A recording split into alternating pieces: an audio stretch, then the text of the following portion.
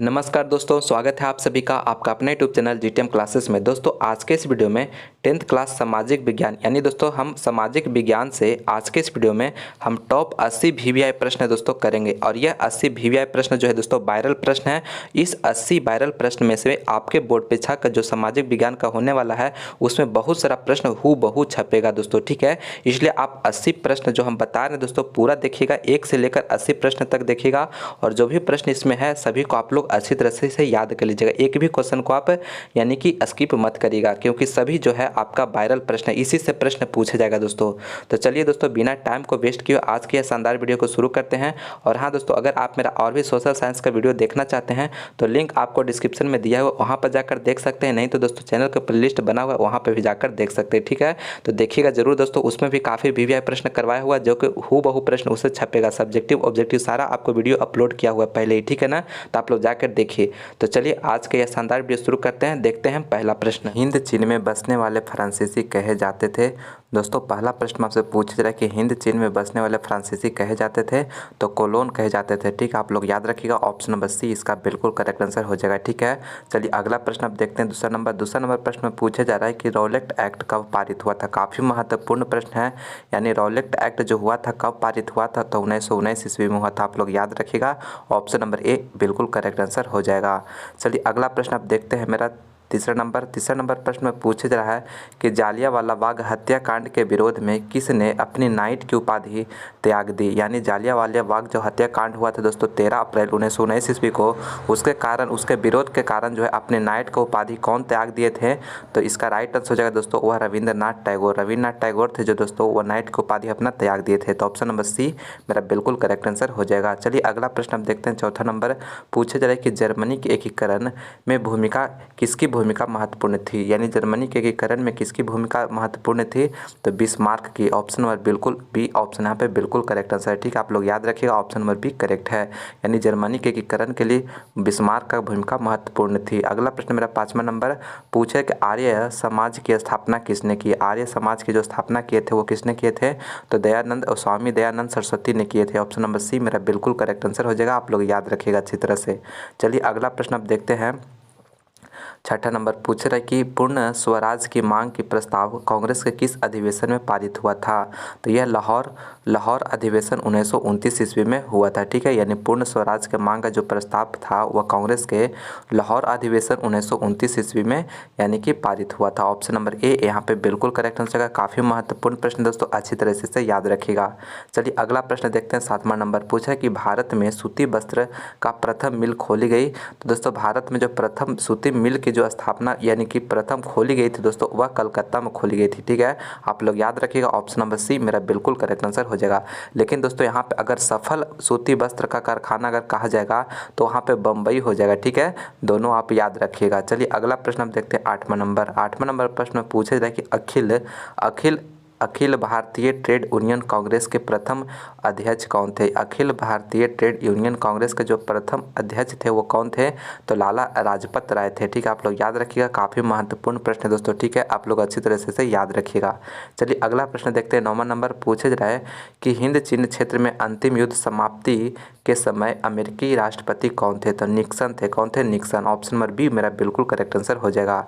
चलिए अगला प्रश्न देखिए। 10वां नंबर पूछा कि विक्टर एमोलियन ने किसे प्रधानमंत्री नियुक्त किया था, तो काउंट काबूर को किए थे, ठीक है। ऑप्शन नंबर सी मेरा बिल्कुल करेक्ट आंसर हो जाएगा, ठीक है। चलिए अगला प्रश्न अब देखते हैं। 11 नंबर पूछे जा रहे कि रक्त और लौह की नीति का अवलंबन किसने किया था। रक्त और लौह का जो नीति का अवलंबन किया था वो किसने किया था, तो बिस्मार्क ने किया था। ये भी काफ़ी महत्वपूर्ण प्रश्न है, बार बार यह प्रश्न पूछा जाता है, आप लोग अच्छी तरह से याद रखिएगा। ऑप्शन नंबर डी करेक्ट है। अगला प्रश्न देखिए। 12 नंबर पूछे रहे कि नई आर्थिक नीति NEP जो है यानी कि नेशनल न्यू इकोनॉमिक पॉलिसी जो है कब लागू की गई, कब लागू हुई थी, ठीक है।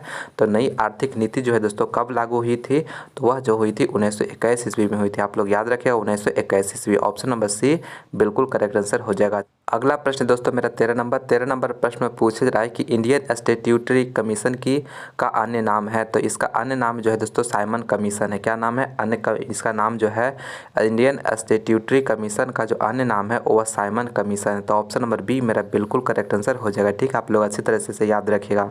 चलिए अगला प्रश्न देखते हैं। 14 नंबर पूछे कि महात्मा गांधी ने किस समाचार पत्र का संपादन किया था? तो यंग इंडिया नामक समाचार पत्र का संपादन किया था। ठीक है, तो ऑप्शन नंबर बी मेरा बिल्कुल करेक्ट आंसर हो जाएगा। आप लोग अच्छी तरह से याद रखिएगा, काफ़ी महत्वपूर्ण प्रश्न है दोस्तों। ठीक है, 100% आने का चांसेस है इस बार इस प्रश्न का। तो पूछा रहता है महात्मा गांधी ने किस समाचार पत्र का संपादन किए थे? तो यंग इंडिया का। ठीक है ना, तो आप लोग याद रखिएगा, option number B correct answer है यंग इंडिया का। अगला प्रश्न अब देखिए, मेरा 15 नंबर पूछे थे कि गुटेनबर्ग ने सर्वप्रथम किस पुस्तक की छपाई की थी? तो बाइबिल की। ऑप्शन नंबर सी मेरा करेक्ट आंसर है। अगला प्रश्न देखिए, मेरा 16 नंबर पूछे कि अशोक के अभिलेख किस लिपि में है? तो अशोक के जो अभिलेख है दोस्तों वह किस लिपि में है? तो ब्राह्मी लिपि में है। ऑप्शन नंबर ए मेरा बिल्कुल करेक्ट आंसर हो जाएगा। आप लोग अच्छी तरह से याद रखिएगा। अगला प्रश्न मेरा 17 नंबर पूछे कि बंगाल विभाजन कब वापस लिया गया था? यानी कब जो है वापस ले लिया गया था बंगाल विभाजन? तो 1911 ईस्वी में वापस ले लिया गया था। तो आप लोग याद रखिएगा, ऑप्शन नंबर सी बिल्कुल करेक्ट आंसर। काफ़ी महत्वपूर्ण प्रश्न दोस्तों, अच्छी तरह से याद रखिएगा। और बंगाल विभाजन कब हुआ था? तो 1905 ईस्वी में हुआ था। ये भी आप लोग याद रखिएगा, ये भी आपके लिए काफ़ी महत्वपूर्ण है। अगला प्रश्न मेरा 18 नंबर पूछा कि रूस में कब दासत्व समाप्त किया गया? यानी रूस में जो है दास प्रथा जो है कब समाप्त किया गया? तो आपका राइट आंसर हो जाएगा वो 1861 ईस्वी में। ए ऑप्शन यहाँ पे बिल्कुल करेक्ट आंसर हो जाएगा। ठीक, आप लोग अच्छी तरह से याद रखिएगा। यानी रूस में जो दास प्रथा था वह 1861 ईस्वी में खत्म हो गया। Option number A right answer है। अगला प्रश्न देखिए, 19 नंबर पूछे कि किस सम्मेलन में 1 मई को मजदूर दिवस मनाने का निर्णय लिया गया? तो द्वितीय अंतर्राष्ट्रीय सम्मेलन में। ऑप्शन नंबर बी मेरा बिल्कुल करेक्ट आंसर हो जाएगा। अगला प्रश्न देखिए, मेरा 20 नंबर पूछा कि हो ची मिन्ह की सरकार थी? तो हो ची मिन्ह का जो सरकार थी दोस्तों वह दक्षिणी वियतनाम में। ऑप्शन नंबर ए मेरा बिल्कुल करेक्ट आंसर हो जाएगा। अगला प्रश्न देखिए, 21 नंबर पूछ रहे कि वार एंड पीस किसने लिखी? वार एंड पीस जो है दोस्तों किसने लिखी? तो वह टॉल्स्टॉय ने लिखे हैं। ऑप्शन नंबर बी मेरा बिल्कुल करेक्ट आंसर है। टॉल्स्टॉय का ये काफ़ी प्रमुख ख्याति यानी कि प्रमुख रचना है। ठीक है, तो आप लोग याद रखिएगा, ऑप्शन नंबर बी मेरा बिल्कुल करेक्ट आंसर। आपके परीक्षा के लिए भी ये काफ़ी महत्वपूर्ण प्रश्न है। कल 100% या जो आपका सामाजिक विज्ञान जो परीक्षा होने वाला दोस्तों उसमें 100% यह प्रश्न पूछा जाएगा। और दोस्तों अभी तक आप हमारे इस वीडियो को लाइक नहीं किए तो प्लीज़ दोस्तों आप लोग वीडियो को लाइक जरूर कर दीजिए। अपने दोस्तों में इस वीडियो को ज़्यादा से ज़्यादा शेयर करिएगा दोस्तों। और आप हमारे यूट्यूब चैनल जीटीएम क्लासेस को अभी तक सब्सक्राइब नहीं किए हैं तो प्लीज़ चैनल को सब्सक्राइब भी जरूर कर लीजिएगा। ठीक है, जो भी परीक्षा भी बचा हुआ दोस्तों उसको भी हम काफ़ी शानदार तरीके से तैयारी कराएंगे ताकि जो आपका टारगेट है उसे 100% आप लोग पूरा कर सकते हैं। ठीक है ना, तो इसलिए हमारे चैनल से नहीं जुड़े हैं तो जुड़ जाइए जल्दी से। अगला प्रश्न देखिए, 22 नंबर पूछे कि सोवियत संघ का विघटन हुआ था? तो दोस्तों 1991 ईस्वी में हुआ था। ऑप्शन नंबर ए मेरा बिल्कुल करेक्ट आंसर हो जाएगा। ठीक है, आप लोग याद रखिएगा। अगला प्रश्न देखिए, मेरा 23 नंबर पूछ रहे कि पटना को आजिमबाद नाम किसने दिया? पटना का जो आजिमबाद नाम है वह किसने दिया था? तो अजीम उस शान ने दिया था। ऑप्शन नंबर बी मेरा बिल्कुल करेक्ट आंसर है, अजीम उस शान ने। और अगला प्रश्न आप देखते हैं, 24 नंबर पूछे कि पाटलिपुत्र नगर की स्थापना किसने की? पाटलिपुत्र नगर जो है उसका स्थापना किसने किया था? तो अजातशत्रु ने किया था। ऑप्शन नंबर सी मेरा बिल्कुल करेक्ट आंसर हो जाएगा। अगला प्रश्न देखिए, मेरा 25 नंबर पूछे कि भारत में राष्ट्रीय आय की गणना किस संस्था के द्वारा की जाती है? तो केंद्रीय सांख्यिकी संगठन के द्वारा। ऑप्शन नंबर ए मेरा बिल्कुल करेक्ट आंसर हो जाएगा। इसका CSC होता है। ठीक है ना, CSC यानी सेंट्रल स्टैटिस्टिकल ऑर्गेनाइजेशन। आप इसका फुल फॉर्म भी याद रखिएगा, केंद्रीय सांख्यिकी संगठन। ऑप्शन नंबर ए मेरा बिल्कुल करेक्ट आंसर हो जाएगा। आपको फुल फॉर्म पूछा जा सकता है एग्जाम में दोस्तों। ठीक है, तो ये देखिए इसका है इंग्लिश नेम, आप लोग याद रखिएगा। ठीक है, चलिए अगला प्रश्न अब देखते हैं। मेरा 26 नंबर पूछा कि योजना आयोग का गठन कब हुआ था? दोस्तों योजना आयोग का गठन हुआ था वह 15 मार्च 1950 ईस्वी को हुआ था। 15 मार्च 1950 ईस्वी को। तो 26 का मेरा राइट आंसर हो जाएगा ऑप्शन नंबर ए। अगला प्रश्न मेरा 27 नंबर पूछ रहे कि उत्पादन के संसाधनों पर निजी व्यक्तियों का स्वामित्व होता है तो पूंजीवादी अर्थव्यवस्था में। कौन अर्थव्यवस्था में? पूंजीवादी अर्थव्यवस्था। बी ऑप्शन यहाँ पे करेक्ट है। अगला प्रश्न मेरा 28 नंबर पूछे कि गैस एवं बिजली उत्पादन किस क्षेत्र का अंग है? तो यह द्वितीयक क्षेत्र का अंग है। ऑप्शन नंबर बी मेरा बिल्कुल करेक्ट आंसर हो जाएगा। चलिए अगला प्रश्न अब देखते हैं। 29 नंबर पूछा है कि बांग्लादेश का मुद्रा क्या है? तो बांग्लादेश का जो मुद्रा है वह यानी कि टका है। आपको याद रखना है टका। ऑप्शन नंबर बी करेक्ट है। और हमारे देश भारत का जो मुद्रा है दोस्तों वह क्या है? तो वह रुपया है। ठीक है, इसे भी आप लोग याद रखिएगा। यहाँ पे बांग्लादेश का पूछ रहा था तो टका यहाँ पे राइट आंसर हो जाएगा। और दोस्तों अगर आप मेरा और भी दूसरे सब्जेक्ट का वीडियो देखना चाहते हैं या दोस्तों आप लोग सोशल साइंस का सब्जेक्टिव प्रश्न का वीडियो देखना चाहते हैं तो आपको लिंक में डिस्क्रिप्शन में लिंक दिया वहाँ पर जाकर देख सकते हैं। नहीं तो दोस्तों आप हमारे चैनल का प्लेलिस्ट भी बना हुआ वहाँ पर जाकर भी ऑब्जेक्टिव सब्जेक्टिव सारा का आपको प्लेलिस्ट बना हुआ वहाँ पर जाकर हमारे दूसरे वीडियो को देख सकते हैं। ठीक है, तो दोस्तों आप लोग देखिए जरूर। आप अभी भी आपके पास समय बचा हुआ इतना में भी आप तैयारी तैयारी कर लीजिए तो अच्छा से अच्छा मार्क्स ला सकते हैं अपने बोर्ड एग्जाम में। तो चलिए अब अगला प्रश्न हम देखते हैं। मेरा 30 नंबर पूछे जा कि प्रोफेसर मोहम्मद यूनिस का संबंध किस देश से है? तो यह बांग्लादेश से है। ठीक है, किस किस देश से है? यानी प्रोफेसर जो मोहम्मद यूनिस थे उनका संबंध किस देश से है? तो बांग्लादेश से। Option number C right answer है। अगला प्रश्न देखिए 31 नंबर पूछे रहे कि प्राथमिक कृषि साख समिति कृषकों को किस प्रकार का ऋण प्रदान करती है? तो दीर्घकालीन ऋण प्रदान करती है। Option number B right answer हो जाएगा। अगला प्रश्न देखिए 32 नंबर पूछा कि जवाहर रोजगार योजना किस वर्ष प्रारंभ हुई? जवाहर रोजगार योजना जो है किस वर्ष प्रारंभ हुई? तो इसका राइट आंसर हो जाएगा ऑप्शन नंबर सी, यानी कि 1889 में। ठीक है ना, 1889 ईस्वी में। ठीक है ना, आप लोग याद रखिए ऑप्शन नंबर सी मेरा बिल्कुल करेक्ट आंसर हो जाएगा। चलिए अगला प्रश्न आप देखते हैं। मेरा 33 नंबर पूछा कि मनरेगा में एक वर्ष में कितने दिन का रोजगार देने की गारंटी दी जाती है? तो 100 दिन की। कितना? 100 दिन का। ऑप्शन नंबर डी मेरा राइट आंसर हो जाएगा। अगला प्रश्न देखिए 34 नंबर पूछा कि उपभोक्ता संरक्षण के लिए कितने राज्य आयोग हैं? तो 35 राज्य आयोग है। काफ़ी महत्वपूर्ण प्रश्न दोस्तों, अच्छी तरह से याद रखिएगा। ठीक है, 35 होता है। अगला प्रश्न देखिए मेरा 35 नंबर पूछ रहे कि प्रोफेसर PVC महाबोलोनिस की अध्यक्षता में किस समिति का गठन किया गया? तो राष्ट्रीय आय समिति का गठन किया गया था। यानी PC महाबोलोनिस की अध्यक्षता में जो है राष्ट्रीय आय समिति के गठन किया गया था। ऑप्शन नंबर ए मेरा बिल्कुल करेक्ट आंसर हो जाएगा। ये भी काफ़ी महत्वपूर्ण प्रश्न दोस्तों, अच्छी तरह से याद रखिएगा। चलिए अगला प्रश्न अब देखते हैं 36 नंबर। और दोस्तों आप लोग इस वीडियो को लास्ट तक जरूर बने रखिएगा दोस्तों, क्योंकि इस वीडियो में आपको हम 80 VVI प्रश्न करवाएं दोस्तों। अगर दोस्तों आप इस 80 प्रश्न को याद कर लेते हैं तो आपका जो 40 में 40 प्रश्न सही हो जाएगा। ठीक है, तो इसलिए दोस्तों आप एक भी क्वेश्चन को स्किप मत करिए, क्योंकि इसमें से बहुत सारा प्रश्न हूबहू लड़ेगा दोस्तों। ठीक है ना, इसलिए आप एक भी क्वेश्चन को स्किप मत करिएगा। चलिए अगला प्रश्न देखिए मेरा पूछा रहा है 36 नंबर प्रश्न में कि उपभोग व्यय और बचत के योग कहलाता है? तो आय कहलाता है। क्या कहलाता है? आय। ऑप्शन नंबर बी मेरा करेक्ट आंसर है। अगला प्रश्न देखिए 37 नंबर पूछ रहा है कि निम्न में आर्थिक क्रिया किस का चक्रीय प्रवाह है? निम्न में जो आर्थिक क्रिया का जो चक्रीय प्रवाह है वह क्या है? तो दोस्तों इसका राइट आंसर हो जाएगा ऑप्शन नंबर डी, यानी कि इनमें से सभी। ठीक है, आप लोग आपसे याद रखिएगा डी। चलिए अगला प्रश्न आप देखते हैं। मेरा 38 नंबर पूछे कि भारत में राष्ट्रीय आय का अनुमान कब लगाया गया था? तो 1868 ईस्वी में लगाया गया था। ऑप्शन नंबर बी बिल्कुल करेक्ट आंसर हो जाएगा। चलिए अगला प्रश्न देखते हैं 39 नंबर पूछे कि निम्न में से कौन सहकारिता का मूलभूत तत्व नहीं है? यानी कि सहकारिता का जो मूलभूत जो तत्व है कौन नहीं है? तो अनिवार्य सदस्यता। Option number A right answer हो जाएगा। अगला प्रश्न मेरा 40 नंबर पूछा कि इनमें से कौन गैर आर्थिक आधारित संरचना, यानी आपको बताना है कि इनमें कौन जो है गैर आर्थिक आधारित संरचना है। तो यहाँ पे राइट आंसर हो जाएगा दोस्तों ऑप्शन नंबर सी। ठीक है, ऑप्शन नंबर सी यहाँ पे करेक्ट है। अगला प्रश्न देखिए मेरा 41 नंबर पूछा कि संविधान का 74वां संशोधन संबंधित है? तो 74वां संशोधन जो है संबंधित है दोस्तों वह नागरिक शासन व्यवस्था से। ठीक है, आप लोग याद रखिएगा ऑप्शन नंबर बी मेरा बिल्कुल करेक्ट आंसर हो जाएगा। और 73वां जो है दोस्तों 73वां जो है यह पंचायती राज व्यवस्था से। इसे भी आप लोग याद रखिएगा, ये भी आपके एग्जाम के लिए काफ़ी महत्वपूर्ण है। चलिए अगला प्रश्न आप देखते हैं।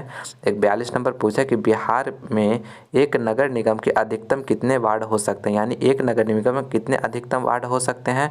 तो इसका राइट आंसर हो जाएगा ऑप्शन नंबर 75। ठीक है ना, ऑप्शन नंबर डी, यहाँ पे डी ऑप्शन यहाँ पे करेक्ट हो जाएगा 75, यानी कि एक नगर निगम में अधिकतम जो है 75 वार्ड हो सकते हैं। ठीक है, यानी जिस वार्ड का जनसंख्या जो है 10 लाख से अधिक होता है तो वहाँ 75 वार्ड हो सकता है। ठीक है ना, तो आप लोग याद रखिएगा। अगला प्रश्न देखिए मेरा 43 नंबर पूछा कि चिपको आंदोलन संबंधित है? तो दोस्तों चिपको आंदोलन संबंधित है तो सुंदरलाल बहुगुणा से। ऑप्शन नंबर सी मेरा बिल्कुल करेक्ट आंसर हो जाएगा। चिपको आंदोलन के प्रणेता जो थे सुंदरलाल बहुगुणा थे। ऑप्शन नंबर सी करेक्ट है। अगला प्रश्न मेरा 44 नंबर पूछे कि नेपाल में सप्तदलीय गठबंधन क्यों किया गया था? लोकतंत्र की स्थापना हेतु। यानी नेपाल में जो सप्तदलीय गठबंधन किया गया क्यों? क्योंकि लोकतंत्र को वहाँ पे स्थापना करने के लिए। ठीक है ना, तो option number A right answer हो गया। अगला प्रश्न देखिए मेरा 45 नंबर पूछा कि बहुजन समाज पार्टी की स्थापना किसने की? तो काशीराम ने की है। ठीक है ना, बहुजन समाज पार्टी के जो स्थापना किए हैं Kashiram. Option number C right answer है। अगला प्रश्न देखिए मेरा 46 नंबर पूछेगा कि दल बदल कानून लागू होता है तो सांसदों और विधायकों पर होता है? ऑप्शन नंबर ए मेरा बिल्कुल करेक्ट आंसर हो जाएगा। ठीक है, चलिए अगला प्रश्न आप देखते हैं। मेरा 47 नंबर पूछा कि झारखंड बिहार से कब पृथक हुआ था? झारखंड जो है वह बिहार से कब पृथक हुआ था? तब 15 नवंबर 2000 ईस्वी को हुआ था। आप लोग याद रखिएगा, काफ़ी VVI प्रश्न है, अच्छी तरह से इसे याद रखिएगा। 100% आने का चांसेस है इस प्रश्न का। तो ये ऑप्शन इसका राइट है। चलिए अगला प्रश्न आप देखते हैं, इनमें से कौन संघीय प्रणाली की विशेषता नहीं है? तो यह एकहरी शासन व्यवस्था जो है यह नहीं है, ठीक है ना। तो ऑप्शन नंबर बी बिल्कुल करेक्ट आंसर हो जाएगा। अगला प्रश्न देखिए 49 नंबर पूछा कि लोकसभा में चुने हुए सदस्यों की संख्या कितनी है? तो लोकसभा में चुने हुए सदस्यों की जो संख्या है दोस्तों वह 543 है। ऑप्शन नंबर बी मेरा बिल्कुल करेक्ट आंसर है। ये भी काफ़ी महत्वपूर्ण प्रश्न है, अच्छी तरह से याद रखिएगा। चलिए अगला प्रश्न देखिए मेरा 50 नंबर पूछा है कि पूर्व में बांग्लादेश जाना जाता था, यानी पूर्व में जो है यानी कि पहले जो है बांग्लादेश क्या जाना जाता था, यह पूर्वी पाकिस्तान के रूप में जाना जाता था, ठीक है ना। आप लोग याद रखिएगा, ऑप्शन नंबर सी मेरा करेक्ट आंसर हो जाएगा। यानी पूर्व बांग्लादेश जो था दोस्तों पाकिस्तान का ही अंग था, ठीक है ना, पाकिस्तान का ही अंग था, उसे जो है पूर्वी पाकिस्तान बोला जाता था। और भी जो वर्तमान में जो है उसको पश्चिमी पाकिस्तान बोला जाता है, ठीक है ना। तो आप लोग याद रखिएगा, सी ऑप्शन राइट आंसर है। अगला प्रश्न मेरा 51 नंबर देखिए पूछ रहे कि वेस्ट इंडीज संघ की स्थापना हुई, वेस्ट इंडीज संघ की जो स्थापना हुई थी वो कब हुई थी? तो 1958 ईस्वी में हुआ था। ऑप्शन नंबर डी यहाँ पे राइट आंसर हो जाएगा, आप लोग अच्छी तरह से याद रखिएगा। अगला प्रश्न मेरा 52 नंबर पूछे कि इंडिका के लेखक हैं, काफ़ी महत्वपूर्ण प्रश्न दोस्तों, अच्छी तरह से याद रखिएगा। इंडिका का जो लेखक है दोस्तों वह मेगास्थनीज है। ऑप्शन नंबर सी मेरा बिल्कुल करेक्ट आंसर है। अगला प्रश्न देखिए मेरा 53 नंबर पूछे था कि विश्व में सबसे बड़ा लोकतांत्रिक देश कौन है? यानी विश्व का सबसे बड़ा लोकतांत्रिक देश कौन है? तो भारत, हमारा देश भारत है दोस्तों, ठीक है, आप लोग याद रखिएगा। ऑप्शन नंबर बी मेरा बिल्कुल करेक्ट आंसर हो जाएगा। चलिए अगला प्रश्न आप देखते हैं 54 नंबर पूछे कि आंग सान सू की किस देश के नागरिक हैं? आंग सान सू जो है दोस्तों वो किस देश के नागरिक हैं? तो वह म्यांमार के हैं, ठीक है ना, आप लोग याद रखिएगा। ऑप्शन नंबर सी मेरा बिल्कुल करेक्ट आंसर हो जाएगा। काफ़ी VVI प्रश्न दोस्तों, अच्छी तरह से याद रखिएगा। चलिए अगला प्रश्न आप देखते हैं 55 नंबर पूछा कि क्षेत्रवाद की भावना का कुरूप है? तो यह अलगाववाद, अलगाववाद। ऑप्शन नंबर डी मेरा बिल्कुल करेक्ट आंसर हो जाएगा, आप लोग अच्छी तरह से याद रखिएगा। चलिए अगला प्रश्न आप देखते हैं 56 नंबर पूछे कि दुधवा राष्ट्रीय उद्यान कहाँ है? ये भी काफ़ी महत्वपूर्ण प्रश्न है, 100% पूछा जाएगा यह प्रश्न। तो यह उत्तर प्रदेश में, दुधवा राष्ट्रीय उद्यान कहाँ है? उत्तर प्रदेश में। ऑप्शन नंबर डी करेक्ट है। अगला प्रश्न देखिए 57 नंबर पूछे कि भारत में प्रथम राष्ट्रीय जल नीति कब अपनाई गई थी? तो दोस्तों आपको बताना है कि भारत में जो प्रथम राष्ट्रीय जल नीति कब अपनाई गई थी? तो सितंबर 1987 ईस्वी में अपनाई गई थी। ऑप्शन नंबर बी मेरा बिल्कुल करेक्ट आंसर हो जाएगा, आप लोग अच्छी तरह से याद रखिएगा। चलिए अगला प्रश्न आप देखते हैं 58 नंबर पूछ रहे कि विश्व में सर्वाधिक वन आवरण वाला देश है, यानी कि विश्व में सबसे अधिक वन वाला देश कौन है? तो रूस है दोस्तों, आपको याद रखना है। ऑप्शन नंबर ए मेरा करेक्ट आंसर हो जाएगा। ये भी काफ़ी महत्वपूर्ण प्रश्न है, अच्छी तरह से याद रखिएगा। चलिए अगला प्रश्न आप देखते हैं 59 नंबर पूछा कि किस मृदा में ह्यूमस की मात्रा नगण्य होती है? तो लेटेराइट मिट्टी में जो होता है ह्यूमस का जो मात्रा होता है बहुत ही कम होता है। तो ऑप्शन नंबर ए मेरा राइट आंसर हो जाएगा। अगला प्रश्न मेरा 60 नंबर पूछा कि भारत का सबसे बड़ा खनिज तेल उत्पादक क्षेत्र है? तो Mumbai high. Option number B मेरा बिल्कुल करेक्ट आंसर है। अगला प्रश्न देखिए मेरा 61 नंबर पूछा इनमें से कौन रोपण फसल है? इनमें से कौन जो है रोपण फसल है? तो इनमें से सभी हो जाएगा। ऑप्शन नंबर डी बिल्कुल करेक्ट आंसर है, ठीक है, आप लोग याद रखिएगा। ऑप्शन नंबर डी करेक्ट है। अगला प्रश्न देखिए मेरा 62 नंबर पूछा कि जीवन रेखा रेल कब चलाई गई थी? जीवन रेखा रेल जो है कब चलाई गई थी? तो 62 नंबर का जो राइट आंसर हो जाएगा वो 1991 में, आप लोग याद रखिएगा। 1991 ईस्वी में जीवन रेखा रेल चलाई गई थी, ठीक है ना। तो आप लोग याद रखिए दोस्तों, काफ़ी महत्वपूर्ण प्रश्न है। चलिए अगला प्रश्न आप देखते हैं। अगला प्रश्न देखिए मेरा 63 नंबर पूछे कांवर झील कहाँ है? काफ़ी आसान सवाल है दोस्तों। कांवर झील जो है कहाँ है? तो वह बेगूसराय में है। Option number C correct answer हो जाएगा, ठीक है। चलिए अगला प्रश्न आप देखते हैं मेरा 64 नंबर पूछा जा रहा है कि किस राज्य में संयुक्त वन प्रबंधन का पहला प्रस्ताव पारित किया गया? तो किस राज्य में है जो संयुक्त वन प्रबंधन का पहला प्रस्ताव पारित किया गया था? तो ओडिशा में, आप लोग याद रखिएगा। Option number D correct answer है, ठीक है। चलिए अगला प्रश्न आप देखते हैं। अब 65 नंबर पूछे इनमें से अकार्बनिक खनिज है? अकार्बनिक खनिज जो है कौन है दोस्तों? तो अभ्रक है, ठीक है ना। बाकी कोयला हो गया, पेट्रोलियम, प्राकृतिक गैस, ये सभी कार्बनिक खनिज है, लेकिन अभ्रक जो है अकार्बनिक खनिज है। तो ऑप्शन नंबर सी करेक्ट हो जाएगा। अगला प्रश्न मेरा 66 नंबर पूछा कि भारत में किस राज्य में सर्वाधिक मैंग्रोव वन है? तो मैंग्रोव वन जो सर्वाधिक है वह किस राज्य में है? तो पश्चिम बंगाल में। ऑप्शन नंबर बी मेरा करेक्ट आंसर हो जाएगा, ठीक है, आप लोग याद रखिएगा अच्छी तरह से। अगला प्रश्न मेरा 67 नंबर पूछे कि कौन कोयला घटिया किस्म का है? यानी कौन जो कोयला होता है दोस्तों वह घटिया किस्म का होता है? तो पीट जो होता है घटिया किस्म का कोयला होता है। Option number D correct answer है, क्योंकि दोस्तों पीट में जो होता है कार्बन का प्रतिशत सबसे कम होता है, इसीलिए ये घटिया प्रकार का कोयला होता है। और सबसे अधिक कार्बन का प्रतिशत किस में होता है? तो एंथ्रेसाइट में होता है, ठीक है, एंथ्रेसाइट में। तो इसलिए जो है एंथ्रेसाइट जो है यह अच्छा प्रकार को यानी कि सबसे अच्छा कोयला माना जाता है एंथ्रेसाइट को। तो चलिए अगला प्रश्न अब देखते हैं। मेरा 68 नंबर पूछ रहा है कि भारत में चाय की कृषि कहाँ शुरू हुई थी, यानी भारत में जो चाय की कृषि शुरू हुई थी दोस्तों कहाँ से शुरू हुई थी, तो असम से हुई थी। ऑप्शन नंबर सी मेरा राइट आंसर हो जाएगा, आप लोग अच्छी तरह से इसे याद रखिएगा। अगला प्रश्न मेरा 69 नंबर पूछा कि पायराइट किस प्रकार का खनिज है। पायराइट जो है किस प्रकार का खनिज है, तो यह जो है धात्विक प्रकार के खनिज है। ऑप्शन नंबर ए यहाँ पे करेक्ट आंसर हो जाएगा, ठीक है, आप लोग अच्छी तरह से याद रखिएगा, ऑप्शन नंबर ए करेक्ट है। और दोस्तों अभी तक आप हमारे इस वीडियो को लाइक नहीं किए दोस्तों, तो प्लीज़ आप इस वीडियो को लाइक कर दीजिए, अपने दोस्तों में इस वीडियो को ज़्यादा से ज़्यादा शेयर करिएगा दोस्तों। और हमारे यूट्यूब चैनल जीटीएम क्लासेस को अभी तक सब्सक्राइब नहीं किए हैं तो प्लीज़ चैनल को सब्सक्राइब करके बेल आइकन पर प्रेस कर लीजिएगा, ताकि हम जब भी वीडियो अपलोड करें आपके एग्जाम से रिलेटेड तो उसका नोटिफिकेशन आप लोगों को सबसे पहले मिले। अगला प्रश्न देखिए 70 नंबर प्रश्न पूछा कि भारत का पहला परमाणु शक्ति संयंत्र कौन है। काफ़ी वीवीआई प्रश्न दोस्तों, आप लोग अच्छी तरह से याद रखिएगा। यहाँ पे राइट आंसर हो जाएगा तारापुर। तारापुर जो है यह भारत का जो प्रथम परमाणु शक्ति संयंत्र है, ठीक है ना, तो ऑप्शन नंबर एक करेक्ट आंसर हो जाएगा। चलिए अगला प्रश्न आप देखते हैं 71 नंबर पूछे कि कोडरमा का संबंध किस खनिज से है। तो दोस्तों कोडरमा का जो संबंध है वह किस खनिज से है, तो वह अभ्रक से है। Option number A right answer हो जाएगा, आप लोग याद रखिएगा, ऑप्शन नंबर एक करेक्ट आंसर है, ठीक है। चलिए अगला प्रश्न आप देखते हैं 72 नंबर पूछ रहे कि किस देश ने ओपेक की सदस्यता त्याग दी है, यानी किस देश ने है जो ओपेक जो है दोस्तों, यानी कि जो है ओपेक जो है ओपेक देश की सदस्यता त्याग दी है। किस देश ने, तो कतर जो है दोस्तों वह ओपेक की सदस्यता जो है त्याग दी है। तो option number D right answer हो जाएगा। चलिए अगला प्रश्न अब देखते हैं 73 नंबर पूछा है इनमें से कौन जूट अग्रणी उत्पादक है, यानी जूट का जो है अग्रणी यानी सबसे ज़्यादा उत्पादक कौन है। तो यहाँ पे देखिए ऑप्शन में दे रहा है भारत, चीन, बांग्लादेश, श्रीलंका। तो भारत में जो है दोस्तों जूट का उत्पादन सबसे अधिक होता है, आप लोग याद रखिएगा, ठीक है ना, ए ऑप्शन का करेक्ट आंसर हो जाएगा। काफ़ी वीवीआई प्रश्न दोस्तों, अच्छी तरह से याद रखिएगा, ठीक है। चलिए अगला प्रश्न आप देखते हैं 74 नंबर पूछे आसवान बांध किस नदी से संबंधित है। आसवान बांध जो है दोस्तों किस नदी से संबंधित है, ये भी काफ़ी वीवीआई प्रश्न दोस्तों, अच्छी तरह से याद रखिएगा, ये नील नदी से संबंधित है, ठीक है ना, यानी आसवान बांध जो है नील नदी पर बना हुआ है। तो option number C right answer हो जाएगा। चलिए अगला प्रश्न आप देखते हैं 75 नंबर पूछा कि इनमें से कौन प्राकृतिक आपदा नहीं है। आपको बताना है कि प्राकृतिक आपदा नहीं है, तो यहाँ पे आतंकवाद जो है दोस्तों प्राकृतिक आपदा नहीं है। बाकी जो हो गया सुनामी, बाढ़, भूकंप, ये सभी जो है प्राकृतिक आपदा है, लेकिन ये जो आतंकवाद है यह नहीं है, तो इसलिए मेरा डी ऑप्शन करेक्ट हो जाएगा। अगला प्रश्न देखिए 76 नंबर पूछ रहे कि विनाशकारी भूकंप से बिहार किस वर्ष प्रभावित हुआ था, यानी बिहार में जो है दोस्तों किस वर्ष जो है सर्वाधिक प्रभाव यानी कि सर्वाधिक भयंकर भूकंप आया था, तो वह जो हुआ था 1934 ईस्वी में हुआ था, ठीक है ना, यानी 1934 ईस्वी में बिहार में बहुत भयंकर भूकंप आया था। तो option number D correct answer हो जाएगा।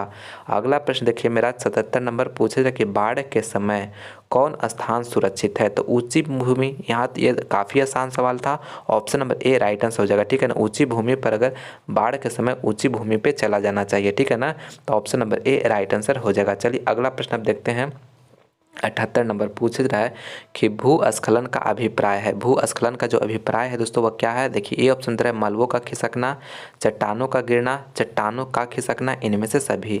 तो इनमें से सभी हो जाएगा, यानी कि भूस्खलन में जो होता है मलबों का खिसकना होता है, चट्टानों का गिरना भी होता है और चट्टानों का खिसकना भी होता है, इसलिए मेरा डी ऑप्शन करेक्ट हो जाएगा।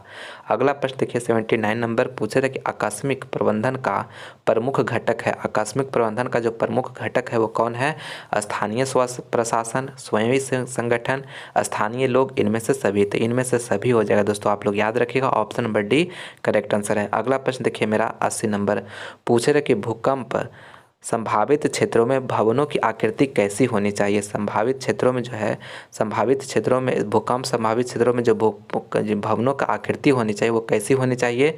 देखिए ऑप्शन में दे रहा है अंडाकार, बीम दे रहा है त्रिभुजाकार और सीम दे रहा है चौकोर और डीम दे रहा है आयताकार। तो आपको बताना है कि भूकंप संभावित क्षेत्रों में भवनों की आकृति कैसी होनी चाहिए। तो दोस्तों आयताकार होना चाहिए, आपको याद रखना है आयताकार, ऑप्शन नंबर डी मेरा बिल्कुल करेक्ट आंसर हो जाएगा, ठीक है। तो फाइनली दोस्तों आज के इस वीडियो में आपको हम टॉप 80 वीवीआई प्रश्न करवाएं दोस्तों इस वीडियो के माध्यम से। और ये 80 प्रश्न जो करवाएं ना, काफ़ी वीवीआई प्रश्न दोस्तों आप लोग अच्छी तरह से याद कर लीजिएगा, एक भी क्वेश्चन को मत छोड़िएगा दोस्तों, ठीक है। क्योंकि इस 80 प्रश्न में से बहुत सारा प्रश्न आपके बोर्ड परीक्षा में हूबहू प्रश्न पूछा जाएगा, ठीक है। तो इसलिए आप लोग पूरा अच्छी तरह से याद कर लीजिएगा। तो चलिए, मैं उम्मीद करता हूँ कि यह वीडियो आपको पसंद आया होगा। तो प्लीज़ आप इस वीडियो को लाइक करें, अपने दोस्तों में ज़्यादा शेयर करें। और आप हमारे यूट्यूब चैनल जीटीएम क्लासेस को अभी तक सब्सक्राइब नहीं किए तो प्लीज़ चैनल को सब्सक्राइब करके बेल आइकन में प्रेस कर लीजिए, ताकि आने वाले वीडियो का नोटिफिकेशन आप लोग को सबसे पहले मिले। तो चलिए, मिलते हैं हम अगले वीडियो में। इस वीडियो को देखने के लिए बहुत बहुत धन्यवाद। जय हिंद, जय भारत।